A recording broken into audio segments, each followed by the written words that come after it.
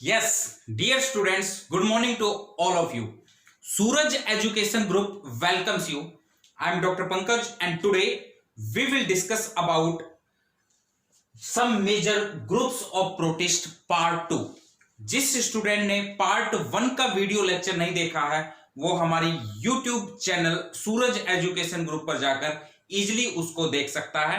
हम पढ़ रहे हैं major groups of protist.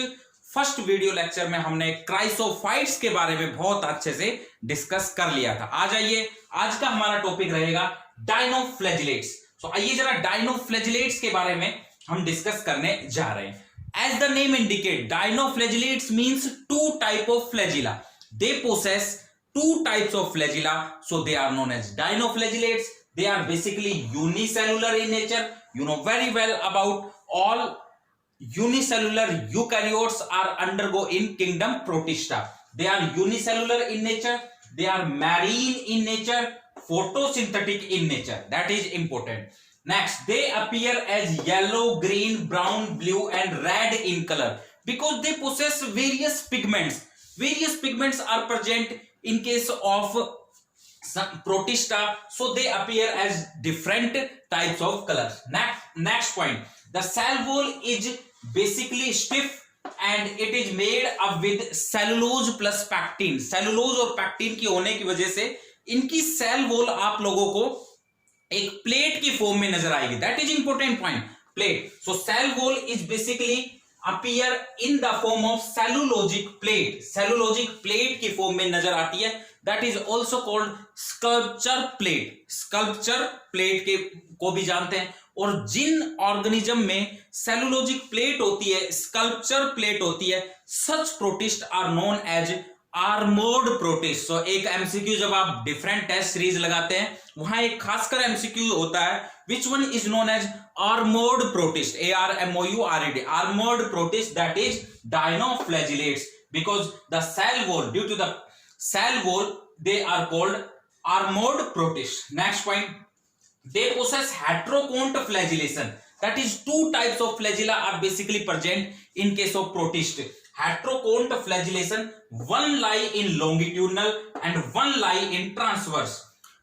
Always be remember that longitudinal वाला जो flagella है it hangs out, ये hang करता हुआ आपको नजर आएगा। अभी हम डायग्राम में भी इस पॉइंट को डिस्कस करेंगे। और जो ट्रांसवर्स फ्लैजिला है वो फ्रो में प्रेजेंट होता है, furrow between cell wall, furrow that is groove, you can say groove के अंदर ही प्रेजेंट होता है।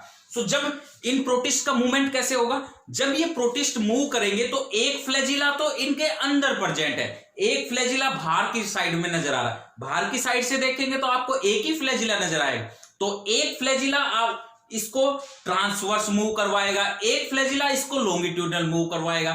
सो जब ट्रांसवर्स और लॉन्गिट्यूडनल मूवमेंट होगा तो आपको स्पिनिंग लाइक मूवमेंट इनमें नजर आएगा। लट्टू कहते हैं ना, लट्टू घूमता है, सो लट्टू की तरह का मूवमेंट नजर आता है इसमें। लट्टू और स्पिनिंग मूवमेंट, दे परफॉर्म लट्टू टाइप मूवमेंट और spinning type movement. Next point, अब देखिएगा इस डायग्राम को हम समझने की कोशिश करते हैं।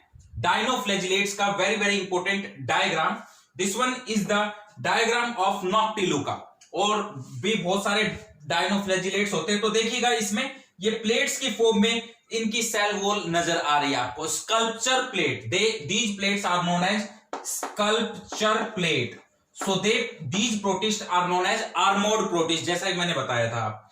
अब एक फ्लैजिला आपको कहां नजर आ रहा है, सिंगुलम में नजर आ रहा है, सिंगुलम और ग्रूव में नजर आ रहा है। This one is the flagella and second flagella आपको इस एक्सिस पर नजर आ रहा है, एक ट्रांसवर्स एक्सिस पर नजर आ रहा है, एक लॉन्गिट्यूडनल एक्सिस पर नजर आ रहा है। जैसा कि मैंने बताया कि लॉन्गिट्यूडनल वाला हैंग्स आउट होगा, this one is the longitudinal flagella and transverse flagella furrow में प्रेजेंट होगा, this one is the transverse flagella. So एक फ्लैजिला इसको यहां से खींचेगा, दूसरा फ्लैजिला इसको यहां से खींचेगा।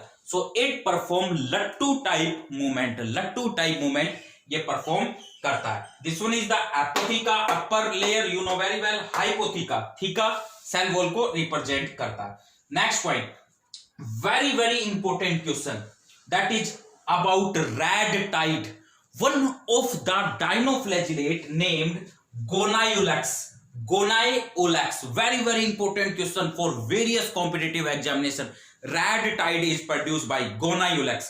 So one of the dinoflagellate Goniolex, ये क्या करता है, ये पूरा टाइड लाता है, रेड कलर बना देता है, ब्लडी टाइप का कलर बना देता है। ये रेड कलर आपको कहां देखने को मिलेगा, सी वाटर में, रेड कलर। और इस रेड कलर में एक टॉक्सिन होता है, that is known as सैक्सीटॉक्सिन।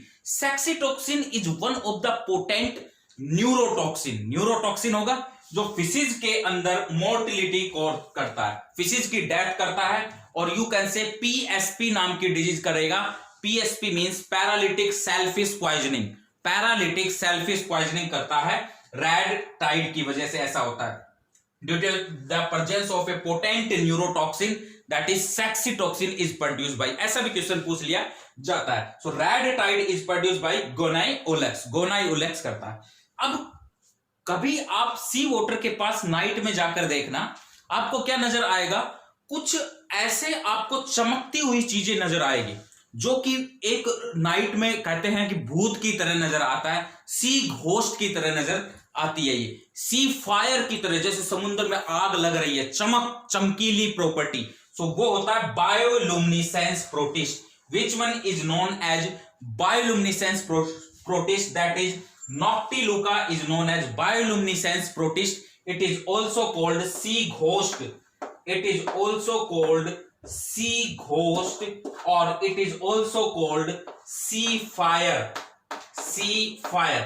So which protist is known as sea ghost or sea fire? That is Noctiluca. So ये बहुत ही इंपॉर्टेंट क्वेश्चन है, 3 important question about heterokont flagellation, about red tide, and about bioluminescence protist, that is Noctiluca is known as sea ghost or sea fire because it show the property of bioluminescence, means emission of light. तो ये था हमारा part 2 का lecture.